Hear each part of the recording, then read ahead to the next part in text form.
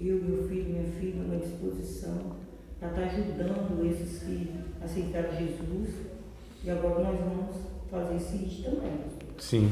Agora a gente vai discutir, exatamente, é isso, é a continuidade, né? É o cuidar. Eu quero ler com vocês aqui 1 Pedro, capítulo de número 2, verso 1 e 2, só para a gente entender aqui algumas questões. Mas é essa linha aí, é isso mesmo que a gente vai caminhar aqui, tá? E a gente vai ver discutir um bocado de pontos aí, né? Para estar construindo isso. Como isso é feito? Bom, o entendimento é esse mesmo. Aceitou Jesus, tem um novo convertido, a gente precisa lá dar um suporte, a gente precisa acompanhar essa pessoa mais próxima, porque tem pessoas perto, mas não são próximas. Tem gente que a gente vê na igreja, mas não enxerga, né? Então olha só que coisa interessante, estão perto de nós fisicamente, a gente até convive de alguma maneira nos cultos, igreja, trabalho e tudo mais, né? Até alguns grupos e tal, mas não são próximas de nós. Tem gente que a gente vê, mas a gente não enxerga as necessidades dessa pessoa, a demanda dela, a carência dela. Muitas vezes não enxerga nem o chamado de Deus na vida dela. Enfim, nós vivemos, mas não convivemos adequadamente. A gente frequenta muitas vezes um espaço comum, mas não tem a vida em comunhão. Não partilha a vida, não se engaja na vida da outra pessoa, não se envolve positivamente. Tem gente que se envolve, tem gente que se intromete negativamente na vida das pessoas. Mas o que o Evangelho nos ensina é para que a gente se envolva positivamente, né? Não que a gente seja intrometidas, invasivas, mas gente que se preocupe, que cuide, que seja de fato assim a mão de Deus para a vida daquelas pessoas. Então nós precisamos fazer isso. É isso que Atos dos Apóstolos, no capítulo 2, nos mostra, que a igreja não só crescia em número, mas crescia em maturidade, gente que ia sendo salva, ia sendo doutrinada, ia sendo, né, batizada, gente que ia sendo acrescentada ao corpo místico de Cristo, aos salvos, porque havia essa comunhão, havia essa preocupação, havia esse olhar de um para o outro, desejando mesmo assim abraçá-lo como irmão, como gente mesmo da família da fé. Então é isso o discipulado, né? Bora lá, 1 Pedro capítulo 2, versículos de número 1 e versículo de número 2, a expressão das irmãs já mostra que tem alguma coisa aí que não está muito, alguma coisa errada que não está muito certa, né? Então vamos lá tentar corrigir esse trem aí na nossa vida e na vida, onde nós convivemos, né? Então é para isso que a gente estuda, para que a gente identifique e para que vá lá e mude a situação em nome de Jesus. 1 Pedro 2, verso 1 e 2. Deixando, pois, toda a malícia, todo engano e fingimentos e invejas e todas as murmurações, desejai afetuosamente, de repente está na versão de vocês, ardentemente, né? Como meninos novamente nascidos, o leite racional, não falsificado, para que por ele vades crescendo. Olha que coisa interessante, irmãos, irmãs, a primeira e a segunda carta de Pedro, o tema é novo nascimento. Essas duas cartas, o que elas vão tratar sobre a importância, a necessidade de novo nascimento, amadurecimento, a gente vai ler bastante coisa aqui nessas duas cartas, vocês vão perceber isso. Mas olha só o que o texto vem falando, para que as pessoas deixem fingimento, malícia, engano, tudo mais. Eu fico pensando aqui, mas não é óbvio para um cristão que ele não deve mentir, que ele não deve ser fofoqueiro, que ele não deve ter inveja, que ele não deve desejar o mal dos outros? Não é óbvio, meu Deus do céu. Não é óbvio. Deveria ser, mas não é. Então você pega um novo convertido ou uma pessoa que ainda não é madura, ela vai ter as suas práticas, os seus desejos, seus pensamentos de um velho, né, do pecador. Então é preciso, para nós muitas vezes é coisa óbvia, pecados já vencidos, entre aspas, coisas que a gente lida de uma maneira até razoavelmente tranquila, porque o Espírito Santo já nos deu uma maturidade em algumas coisas, mas para muitas pessoas não, e para os novos convertidos também não. Irmão, para mim hoje é engraçado no sentido assim, de que eu fico pensando, né? Nossa, mas quando eu aceitei Jesus, com 21 anos de idade, né? Então eu fui criado no mundão, vocês estão entendendo, né, o que eu estou dizendo, né? Criado no mundão. comecei a namorar com aquela jovem senhora ali, né? Isso há 22 anos atrás. E ela era jovenzinha, eu era um jovem ainda. Mas assim, tinha aceitado Cristo, tinha sido alcançado pelo Evangelho, tinha sido liberto de fato da escravidão do pecado, que na minha vida especificamente era bem intensa, né? E o que acontece? Eu comecei a namorar com ela, para mim, as relações eram normais, né? Porque no mundão, você pegar uma pessoa de 21 anos e falar, como assim? Estou namorando com a outra, então tá tudo certo. E aí precisou de um irmão chegar para mim, não, amado, vem cá na Bíblia, ó. Tá, a Bíblia ensina isso. E é mesmo, meu irmão? Aquilo para mim era tão absurdo. Eu falei, mas não pode nada assim? Não pode, meu, por causa disso. Então o irmão ali me deu uma breve orientação. Mas olha só, que para nós é óbvio, né? A relação sexual antes do casamento é inadequada, é pecado, né? Mas para mim não era. Por que para mim não era? Porque a minha vida, ela não era assim, né? Eu não fui criado com esses princípios, com esses valores. Eu estou dando um exemplo muito básico, muito bobo, mas, por exemplo, tem pessoas que elas falam mal das outras, né? Tem pessoas que elas são fofoqueiras. Tem pessoas que, de fato, elas são fingidas, e o texto diz, deixe todo o fingimento, a malícia, o desejar mal para o outro, ter um olhar malicioso, né? Não só na questão sexual, mas em todos os sentidos, inveja e tal. Essas coisas precisam ser ensinadas, são coisas básicas, mas precisam ser ensinadas. E o que Pedro trata aqui, como aquele que aceitou Cristo, como quem nasceu de novo. E quem nasceu de novo precisa ser alimentado com leite racional, olha que expressão interessante. O leite precisa ser racional, ou seja, precisa ser trabalhado no entendimento, na compreensão, não é só nos sentimentos não, como a gente apela muito, os nossos cultos são de cunho emocionais, apelativos, não é?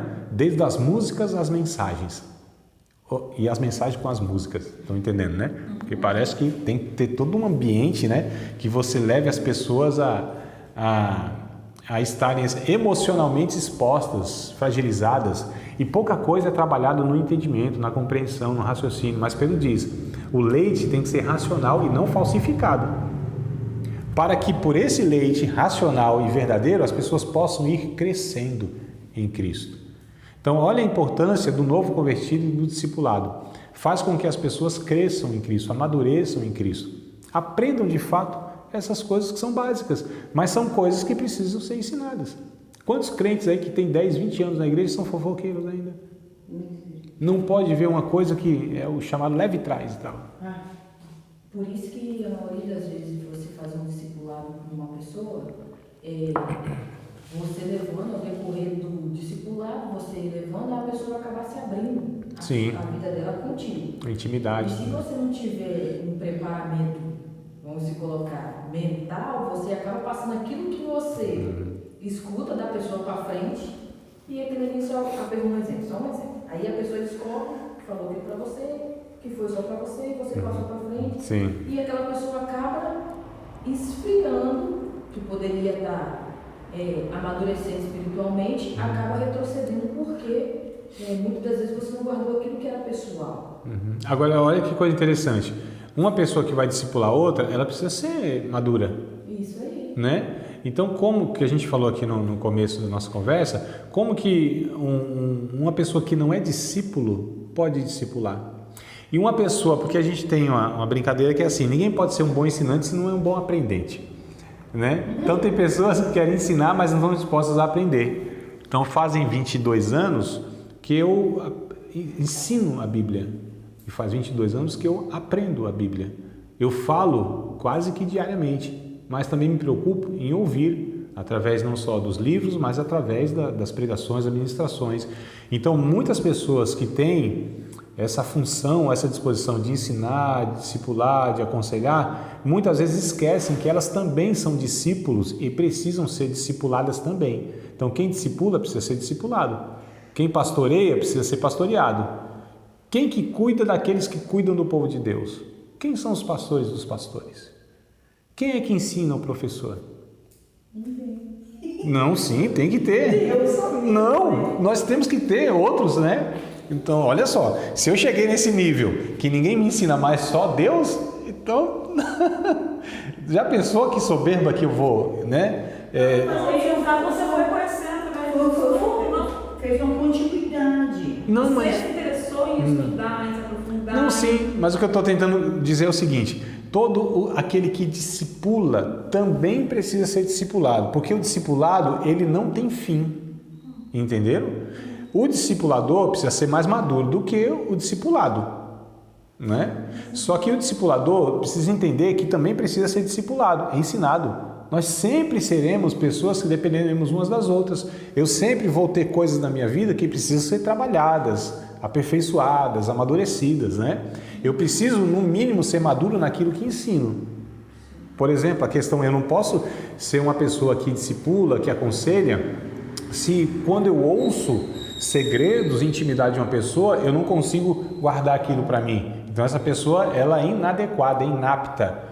Ela não está na condição de discipular nesse nível, de ser um conselheiro, né? Ou de ajudar pessoas nos seus pecados. E, infelizmente, olha, mas é óbvio, isso para mim é claro, é óbvio. O senhor, por exemplo, o senhor vai discipular uma pessoa e sabe que a pessoa é desse jeito. O senhor incluiria essa pessoa num grupo para levar o senhor para discipular? Não entendi como. O senhor incluiria uma pessoa assim? Um discipulador? É. Não, jamais. Jamais. Não, claro que não. Olha só, a gente precisa entender o seguinte: nós estamos falando de um processo onde os mais maduros ensinam os menos maduros, né? É natural na vida isso. Na vida, como eu disse, a criança e o adulto, os filhos e os pais, né? Na vida cristã também segue essa mesma ideia. Então, se tem crentes mais maduros, esses crentes mais maduros precisam ensinar os menos maduros, estão chegando agora, né? Os líderes precisam ser mais maduros, senão não tem, é uma contradição. Infelizmente, a gente tem nas nossas estruturas, às vezes, nas nossas estruturas, pessoas que chegaram numa função de líder e eles são menos maduros do que os liderados muitas vezes, né? Pessoas que não sabem muitas vezes lidar com as suas emoções, não sabem absorver ofensas, não têm a capacidade intelectual para conduzir doutrinariamente uma situação. Mas, André, olha só um exemplo. Uma líder não sabe liderar, tem todos esses defeitos que você falou. Só que, tipo assim, se a gente for, por exemplo, falar com o pastor, será que ele vai achar que ele está fazendo fofoca da pessoa? Então, já tem um problema, porque o pastor, né, que a gente entende como líder, quem é o pastor biblicamente falando? É um irmão mais velho.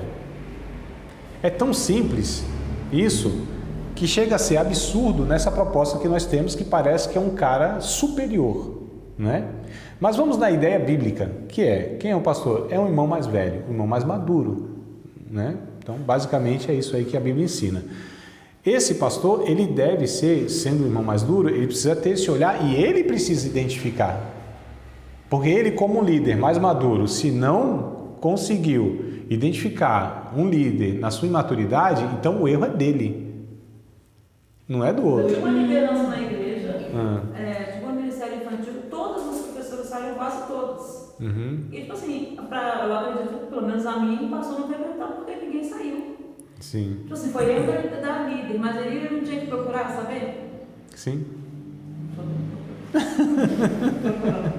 Mas vocês percebam que um erro vai gerando outro erro, né? Uma pessoa que não foi discipulada, uma pessoa que não foi preparada, irmãos, é muito sério a questão de você ser um líder espiritual, né? De você ser um líder cristão, é muito sério isso. Não são para todos. Nem todo mundo foi chamado como líder, a Bíblia diz, nem todos foram chamados como líder. Tem muitas pessoas que desejam, e Paulo diz, que coisa boa, excelente obra deseja quem deseja ser líder. Porém, aí tem uma listazinha assim para baixo que ele fala, isso, o critério lá, a lista lá é absurda. Mas essa pessoa não sabe não que ela está errada, ela quer insistir em ser. Não, muitas pessoas não têm de fato a maturidade, não têm a humildade, né, de reconhecer. Então, assim, amada, o que acontece? Muitas vezes as pessoas chegaram em uma função, só Deus sabe por qual via, né? O que acontece que eu observo em muitas igrejas é assim, as pessoas chegam a ser líder muitas vezes pelas ocasiões ou pelas demandas que existem. E não necessariamente por um amadurecimento, por uma vocação de Deus. E aí é muito perigoso. Né? Porque se você é chamado por Deus, vocacionado por Deus, é uma pessoa madura, já é um negócio difícil. Imagina, difícil não, é impossível, né? É impossível. É impossível, irmão. Pega lá a primeira, Timóteo capítulo 3, vê a lista que Paulo coloca lá de um pastor, um líder. É uma coisa absurda. 1 Timóteo capítulo 3. Vamos ler aqui então, já que vocês aí não tem. Eu pensei que vocês tinham de memória gravada, assim, por isso que eu só citei e ia vir tudo na memória de vocês. Mas bora ler juntos. Né? Eu vi só para citar, já vendo a nossa memória. Olha só, amado. Olha, sim, lógico que vai. A proposta do curso aqui no final que vocês decorem os 31.173 versículos. Né? Então, 1 Timóteo capítulo 3, olha só, que padrão. 1 Timóteo capítulo 3, que padrão, vamos ler juntos, tá? Calma aí, só guardem um pouquinho, tentem me ouvir aqui. Olha que padrão que é colocado por Deus, através do apóstolo Paulo aqui, para a liderança cristã. Olha que coisa absurda. Ele começa assim: esta é uma palavra fiel. Se alguém deseja o episcopado é a liderança, tá? No geral, né? Excelente obra deseja. Se a obra é excelente, o que cabe? Apenas a excelência.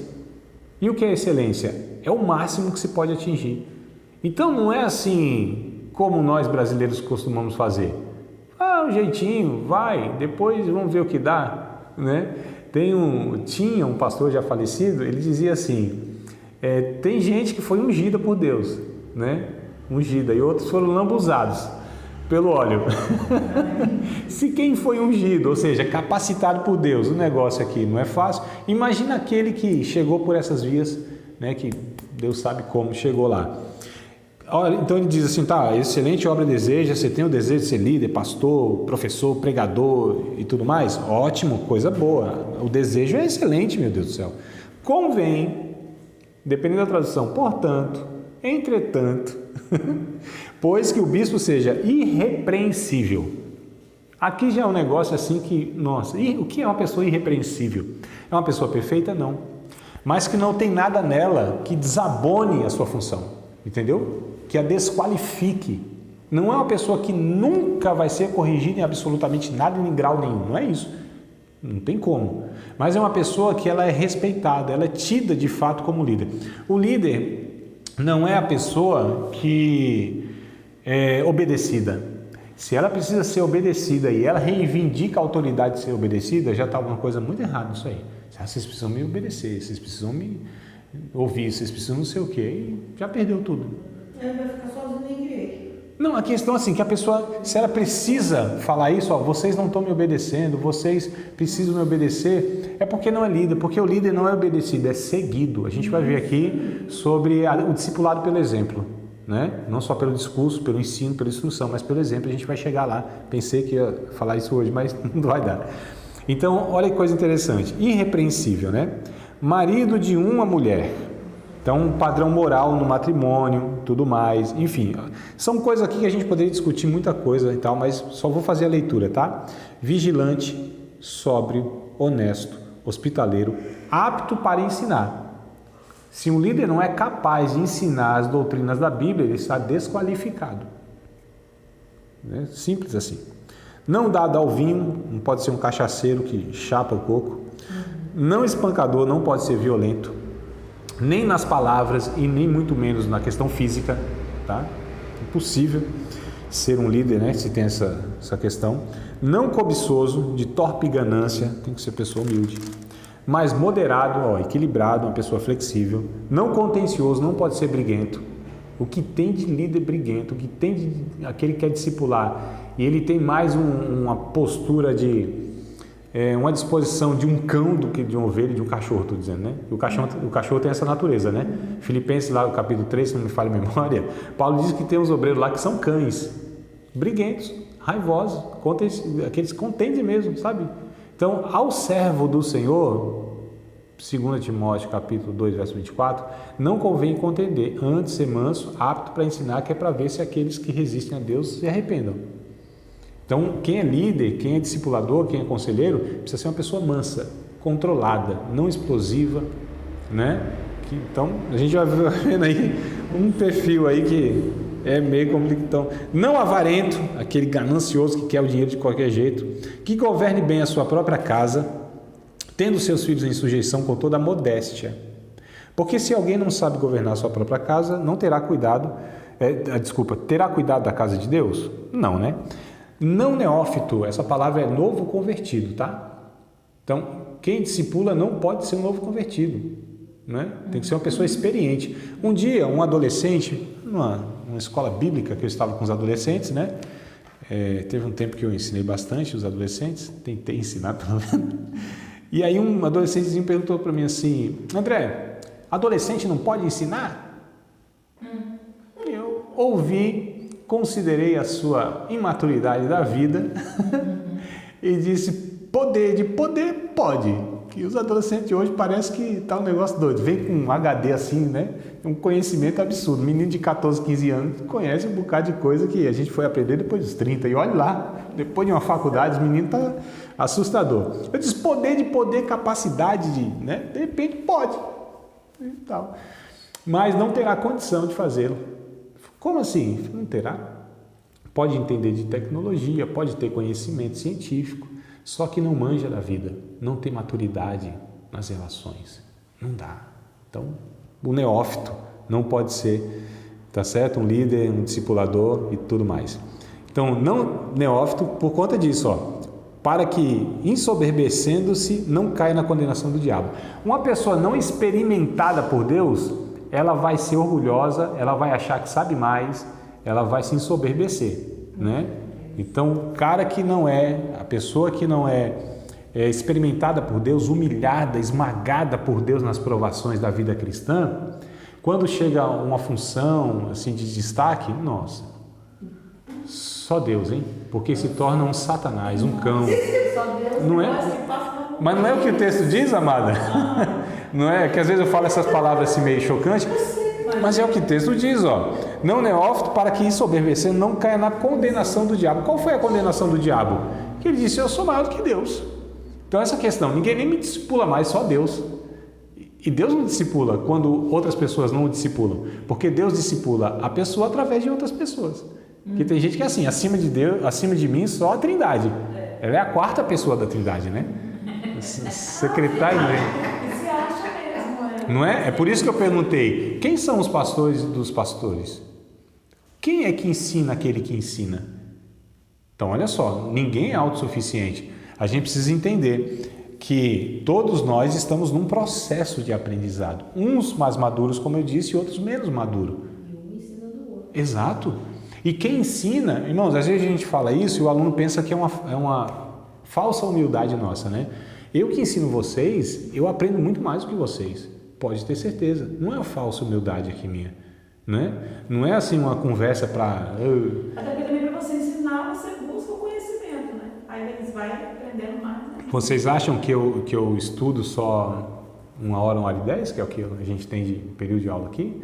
Vocês pensam que é só, né, aqui uns textozinhos aqui? Não, amado. Então, assim, eu preciso refletir, né? E ao longo dos anos, de repente, eu precisei estudar um bocado de coisa para tentar, pelo menos tentar ensinar em vocês aqui um conteúdo de 1 hora e pouca. Mas isso é fruto e resultado de muitas outras horas e aprendizado por outras pessoas, cursos e tudo mais. Então, é uma realidade. O bom, como eu disse brincando, o bom ensinador é aquele que é um bom discípulo também. Porque se eu, né, que eu estou sentado, mas geralmente a gente dava aula em pé, né? E a gente fala assim: quem não senta para aprender não pode se levantar para ensinar. Não tem como. Então a pessoa só fala, só ensina, só ela, só a opinião dela, só ela fala. Não, eu preciso também me sentar, ouvir e entender. Inclusive, quem eu ensino também pode me ensinar muita coisa. Isso é uma coisa tão básica que nem foi um cristão que falou isso. Paulo Freire, né? Um dos patronos da educação do nosso país aí, disse isso, que o professor eventualmente ensina. Ele quis dizer, na verdade, que são os alunos que de alguma maneira contribuem para o professor. É claro que o professor precisa ter um conhecimento, senão não tem sentido também, né? Então o discipulador precisa ter mais experiência, muito mais do que o discipulado, mas o discipulador precisa entender que o discipulado também tem coisas para o ensinar. Então essa troca, né? Essa auto-humilhação de ambos diante de Deus, entendendo que a graça de Deus, o Espírito Santo, usando a palavra, é que nos alcança. Então, enquanto eu estou falando para vocês, ensinando vocês, o Espírito Santo está ministrando na minha vida e alcançando todos nós. E o Espírito que habita e opera através da minha vida, em minha vida, através da minha vida, também opera na vida de vocês. E se o Espírito Santo não trouxer o entendimento, a iluminação, a compreensão, a clareza em minha vida e também na vida de vocês, eu fico falando sozinho aqui, a gente fica igual doido, um olhando para o outro, pensando que estamos sendo edificados, mas é Deus que opera tudo em todos, tanto querer quanto efetuar, diz a Bíblia, não é? Então a gente precisa entender, amados, esse processo mútuo, onde Deus está nos construindo, e a gente precisa entender qual é o nosso papel nesse processo. Esse é o ponto que a gente vai tratar sobre o discipulado. E é isso. Você acabou de participar de mais uma aula de um dos nossos cursos do Seminário de Teologia, Vida Cristã, Palavra da Vida. Espero que tenha te abençoado, não só alargado o seu conhecimento teológico, mas que tenha também atingido o teu coração para que você possa, a cada dia mais, reproduzir a vida de Deus nas suas relações cotidianas. Se você ainda não é aluno oficial de um dos nossos cursos, se inscreva aqui no contato que vai aparecer do WhatsApp. Também nos siga nas redes sociais, se inscreva no nosso canal, compartilhe à vontade e Deus te abençoe.